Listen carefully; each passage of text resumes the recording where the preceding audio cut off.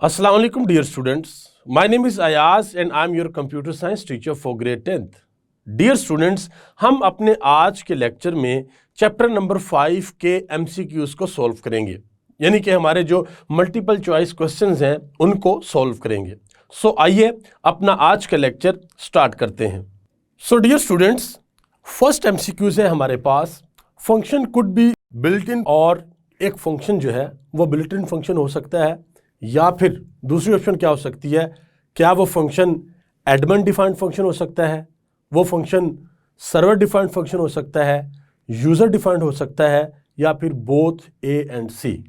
यानी कि इस MCQs में पूछा गया है कि एक फंक्शन जो है या तो वो बिल्ट इन हो सकता है या फिर इन चारों में से कौन सी ऑप्शन हो सकती है। सो डियर स्टूडेंट्स, आपको याद है कि जब हमने फंक्शंस के बारे में पढ़ा था बड़ी डिटेल में, तो उस वक्त जो एक बेसिक चीज़ हमने सीखी थी, that was about type of functions, कि फंक्शंस की दो टाइप्स होती हैं। एक फंक्शंस होते हैं प्री डिफाइंड फंक्शंस या बिल्ट इन फंक्शंस, और दूसरे फंक्शंस होते हैं यूज़र डिफाइंड फंक्शंस, कि ऐसे फंक्शंस जिनको यूज़र खुद डिफाइन करता है, प्रोग्रामर खुद डिफाइन करता है। सो फंक्शंस की हमारे पास दो टाइप्स होती हैं।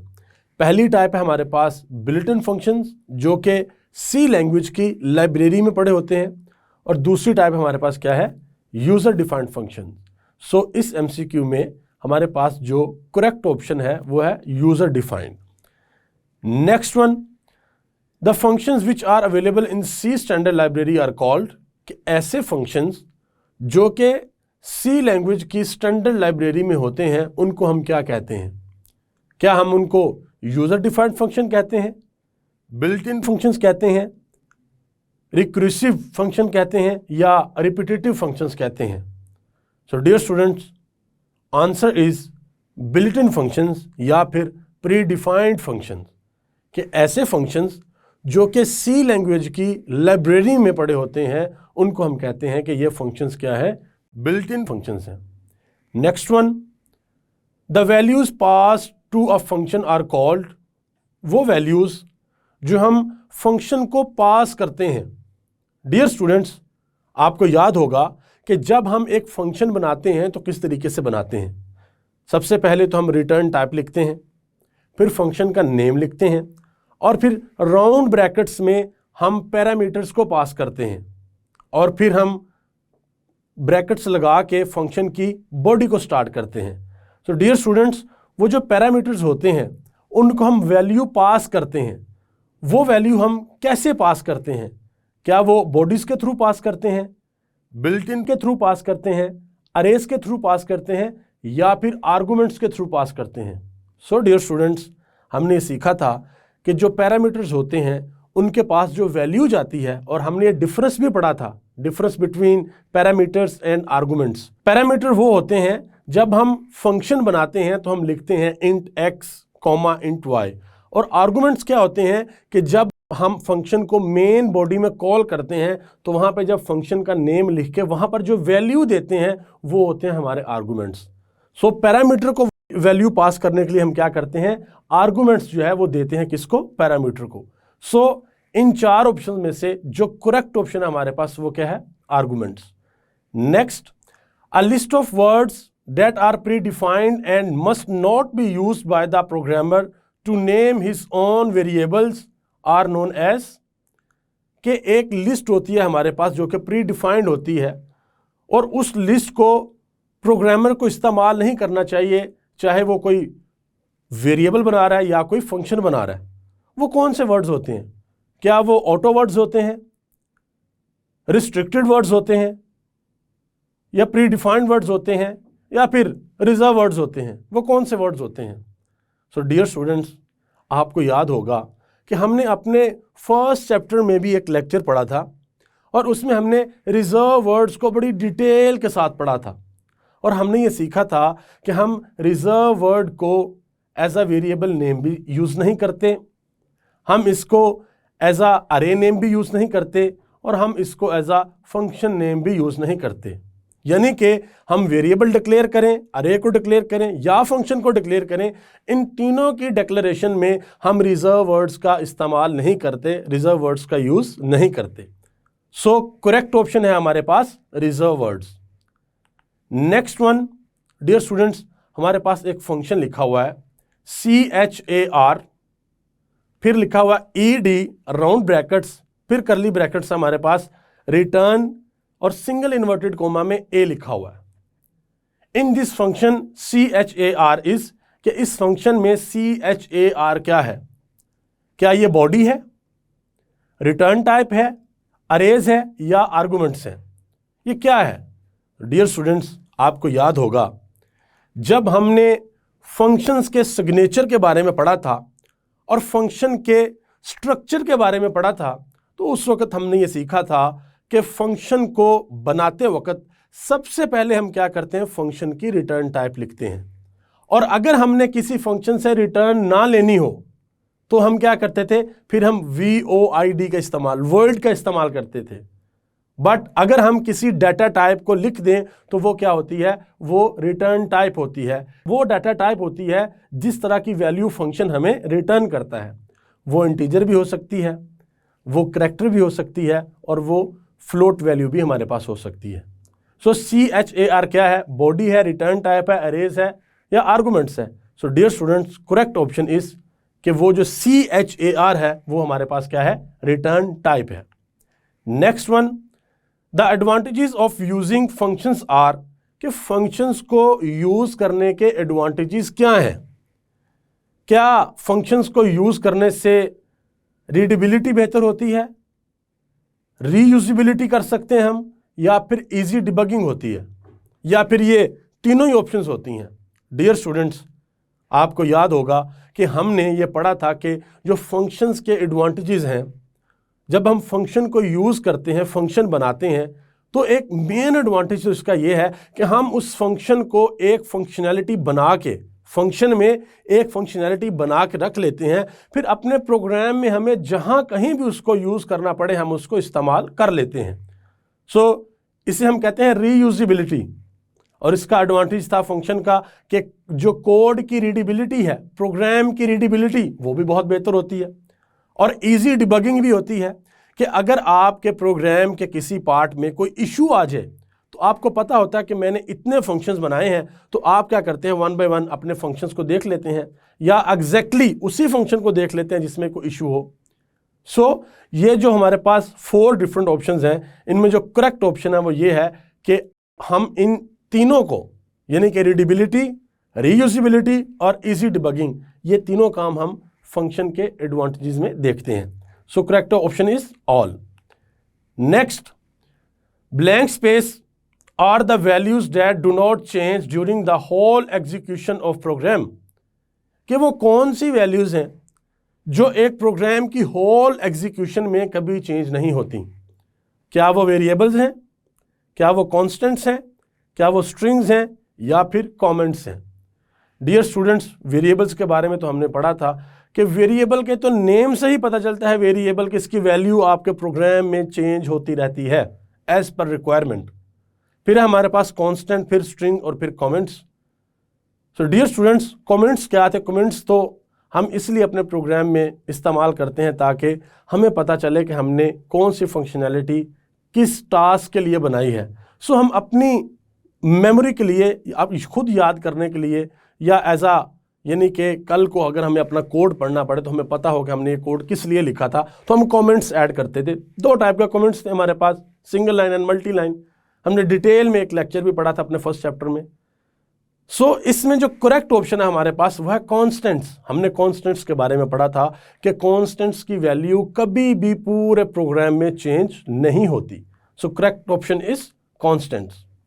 Next, readability helps to blank space the code, यानी कि जो रीडेबिलिटी होती है वो हेल्प करती है किसमें, कोड को अंडरस्टैंड करने में, कोड को मॉडिफाई करने में, कोड को डिबग करने में, या फिर ये तीनों ऑप्शंस ऑल। तो डियर स्टूडेंट्स, जो रीडेबिलिटी होती है इससे आपके कोड की अंडरस्टैंडिंग बहुत बेहतर होती है। आप कोड को बड़े इजी वे के साथ मॉडिफाई कर सकते हैं और उसको डिबग भी कर सकते हैं। So the correct option is all. Next, instead of solving the whole problem at once we try to apply blank space approach. यानी कि हम बजाय इसके कि हम सारे प्रोग्राम को एक ही दफ़ा सॉल्व करें, उस प्रोग्राम को एक ही दफ़ा सॉल्व करें, तो हम क्या करते हैं कि हम एक टेक्निक कह लें या फिर हम एक अप्रोच कह लें, हम उसको इस्तेमाल करते हैं। क्या वो अप्रोच डिवाइड एंड कंकर है, क्या वो रीयूजिबिलिटी है, रीडेबिलिटी है, या नन के इन तीनों में से कोई ऑप्शन नहीं है। सो डियर स्टूडेंट्स, हमने डिफरेंट टाइप के प्रोग्राम्स अभी तक अपने 10th क्लास के कंप्यूटर साइंस में किए हैं और मैं आपको तकरीबन हर प्रोग्राम को सोल्व करते हुए बार बार ये कहता हूं कि डियर स्टूडेंट्स, जब भी आपके सामने प्रॉब्लम स्टेटमेंट आए, जब भी आपके सामने कोई क्वेश्चन आए, तो सबसे पहला काम आपने ये करना है कि उस क्वेश्चन को अंडरस्टैंड करना है, उस क्वेश्चन को डिवाइड करना है। आपने देखना है कि हमने इस क्वेश्चन में यूजर से इनपुट क्या लेनी है, हमने इस पे ऑपरेशंस कौन से लगाने हैं और फिर हमने आउटपुट स्क्रीन पे प्रिंट क्या करना है। सो जब हम एक प्रॉब्लम को डिवाइड कर लेते हैं, उसको डिफरेंट पार्ट्स में डिवाइड करके अंडरस्टैंड करते हैं कि हमने प्रॉब्लम को करना क्या है, किस तरीके से सॉल्व करना है, सो हमारे लिए बहुत आसान हो जाता है उस प्रॉब्लम का सोल्यूशन फाइंड करना। सो जो फर्स्ट ऑप्शन है हमारे पास डिवाइड एंड कंकर, ये हमारी करेक्ट ऑप्शन है। Next, there are blank space types of functions. हमारे पास कितने टाइप्स के फंक्शंस होते हैं? 1, 2, 3 और 4। कितने टाइप्स के फंक्शन होते हैं dear students? Very easy answer, we have only 2 types of functions. First one is pre defined functions, जो कि सी लैंग्वेज की स्टैंडर्ड लाइब्रेरी में पड़े होते हैं, and second user defined functions, जिनको प्रोग्रामर खुद डिफाइंड करता है, खुद लिखता है, खुद बनाता है। So correct option is second one. Next, blank space is an input function. हमारे पास डिफरेंट ऑप्शंस हैं। First one is printf, second one is scanf, third one is both A and B, and fourth one is none. हमने बताना है कि इन functions में से, functions तो 2 हैं हमारे पास, printf and scanf, हमने बताना है कि इनमें से कौन सा फंक्शन है जो कि इनपुट फंक्शन है। डियर स्टूडेंट्स, आपको याद है कि इनपुट फंक्शन कौन सा फंक्शन होता है? ऐसा फंक्शन जिसको इस्तेमाल करते हुए हम यूजर से वैल्यू लेते हैं, यूजर से इनपुट वैल्यू लेते हैं। सो डियर स्टूडेंट्स, वो फंक्शन हमारा कौन सा है? वो फंक्शन है हमारा scanf. So the second option is correct option. Next, blank space is an output function, कि हमारे पास फंक्शंस हैं printf, scanf, built in, none. तो इनमें से कौन सी ऑप्शन करेक्ट है? इनमें से कौन सा फंक्शन है जो कि आउटपुट का फंक्शन है? डियर स्टूडेंट्स, हमने अपने प्रोग्राम्स में मैनी टाइम्स एक फंक्शन को यूज किया है, and the name of that function is print F. Print F function ऐसा फंक्शन है, इसको हम यूज करते हैं जब हमने कोई वैल्यू अपनी स्क्रीन पे प्रिंट करवानी हो, यानी कि आउटपुट लेनी हो। तो इसे हम क्या कहते हैं? Output function. So the first option is correct option. Next, each program has blank space function, कि हम सी लैंग्वेज के अंदर कितने प्रोग्राम्स हमने अभी तक किए हैं। डियर स्टूडेंट्स, हर प्रोग्राम में वो कौन सा फंक्शन था जो कि हर प्रोग्राम के अंदर हमने इस्तेमाल किया? क्या वो प्रिंट एफ था? क्या वो स्कैन एफ था? मेन फंक्शन था? या इनमें से कोई भी नहीं था? डियर स्टूडेंट्स, आपको याद होगा कि जब हम अपना सी लैंग्वेज का प्रोग्राम स्टार्ट करते हैं तो सबसे पहले हेडर में हम अपनी फाइल को इंक्लूड करते हैं और फिर हम मेन फंक्शन को लिखते हैं।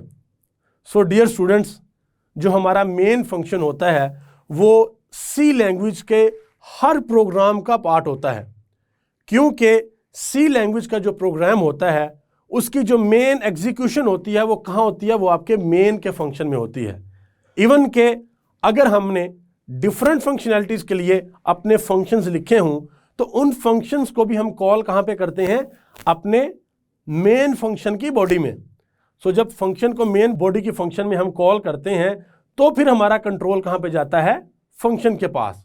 So dear students, correct option is main function. Next, blank space is type of built in functions, कि ये जो हमारे पास फंक्शंस हैं इनमें से कौन सा फंक्शन है जो कि प्री डिफाइंड या बिल्ट इन फंक्शन है सी लैंग्वेज की स्टैंडर्ड लाइब्रेरी में। क्या वो प्रिंट एफ है, स्कैन एफ है, बोथ, या फिर नन ऑफ देम, इनमें से कोई भी नहीं। सो डियर स्टूडेंट्स, हमें इस बात का पता है कि प्रिंट एफ जो हमारा आउटपुट फंक्शन है और स्कैन एफ जो हमारा इनपुट फंक्शन है, ये दोनों फंक्शंस सी लैंग्वेज की लाइब्रेरी में होते हैं, स्टैंडर्ड लाइब्रेरी में प्री डिफाइंड फंक्शंस हैं।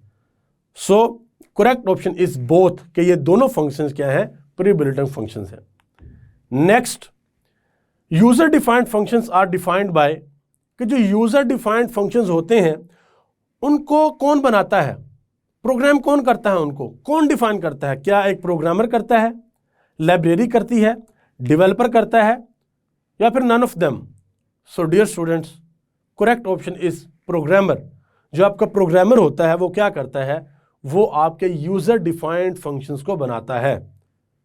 डिफरेंट फंक्शनैलिटीज को अपने प्रोग्राम में इस्तेमाल करने के लिए एक प्रोग्रामर क्या करता है कि डिफरेंट फंक्शंस बनाता है, और उन फंक्शंस को हम क्या कहते हैं, user defined functions. Dear students, आपको पता है कि हमारे पास दो टाइप के फंक्शंस हैं, pre defined functions and user defined functions. Pre defined function C language की स्टैंडर्ड लाइब्रेरी में होते हैं और यूजर डिफाइंड फंक्शंस को प्रोग्रामर खुद बनाता है। So the correct option is programmer. Next, variable that receive the values in functions define are called, कि वेरिएबल्स जो हमारे होते हैं वो वैल्यूज रिसीव करते हैं किसमें, फंक्शंस में, उनको हम क्या कहते हैं, आर्गुमेंट्स कहते हैं, स्ट्रिंग केस कहते हैं, या पैरामीटर्स कहते हैं। सो डियर स्टूडेंट्स, जब हम एक फंक्शन बनाते हैं, रिटर्न टाइप लिखते हैं, नेम लिखते हैं और फिर पैरामीटर्स लिखते हैं। वो पैरामीटर क्या करते हैं, वो जब हम आर्गुमेंट पास करते हैं तो वो पैरामीटर उन आर्गुमेंट्स की वैल्यू को रिसीव करते हैं। So the correct option is parameters. Next, the name of function should relate it's, कि आपका फंक्शन एक है, आपने फंक्शन बनाया है, तो उसकी जो रेलिवेंसी है वो क्या होनी चाहिए, arguments, parameters, task, none of them? Dear students, हमने इसके बारे में भी पढ़ा था कि जब हम एक फंक्शन बनाते हैं तो हमारे फंक्शन का नेम इस तरह का होना चाहिए कि उस नेम को देख के पता चले कि इस फंक्शन ने कौन सा टास्क परफॉर्म करना है। सो हम कोशिश करते हैं कि अगर हमने वैल्यूज़ को ऐड करने के लिए कोई फंक्शन बनाना है तो अपने फंक्शन के नेम में ऐड का वर्ड यूज़ करते हैं। अगर हमने वैल्यूज़ को मल्टीप्लाई करने के लिए कोई फंक्शन बनाना है तो हम अपने फंक्शन में मल्टीप्लाई का वर्ड यूज़ करते हैं। इसी तरीके से डिफरेंट टास्क के लिए जो भी हमारा टास्क हो, हम उस टास्क से रेलिवेंट कोई ना कोई वर्ड अपने फंक्शन के नेम में इस्तेमाल करते हैं। इससे होता क्या है, इससे हमें यह पता चलता है, या कोई और प्रोग्रामर कल को आपका कोड देखा को उससे पता चलेगा कि यह फंक्शन करेगा क्या। So the correct option is task. So dear students, ये थे हमारे आज के MCQs जो कि चैप्टर 5 के थे। मैं उम्मीद करता हूं कि आपको इन सारे MCQs की सही से समझ आई होगी। सो डियर स्टूडेंट्स, ये था हमारा आज का लेक्चर जिसमें हमने ये देखा कि हमने चैप्टर 5 में फंक्शंस के बारे में पढ़ा और ये देखा कि फंक्शन किस तरीके से काम करते हैं। हमने फंक्शंस के बारे में पढ़ा था कि दो टाइप के फंक्शंस होते हैं। एक वो फंक्शंस होते हैं जो प्री बिल्ट इन फंक्शन होते हैं या प्री डिफाइंड फंक्शन होते हैं सी लैंग्वेज में, और दूसरी टाइप के फंक्शन कौन से होते थे, ऐसे फंक्शन जिनको यूजर खुद बनाता है, यानी कि यूजर डिफाइंड फंक्शंस। सो हमने जितने भी टॉपिक अपने चैप्टर 5 में कवर किए उनसे रेलिवेंट जो हमारे MCQs थे उनको हमने आज के लेक्चर में सॉल्व किया। सो डियर स्टूडेंट्स, मैं उम्मीद करता हूं कि आपको आज का लेक्चर सही से समझ आया होगा। हम जल्द मिलेंगे अपने नेक्स्ट लेक्चर में, तब तक के लिए अल्लाह हाफिज।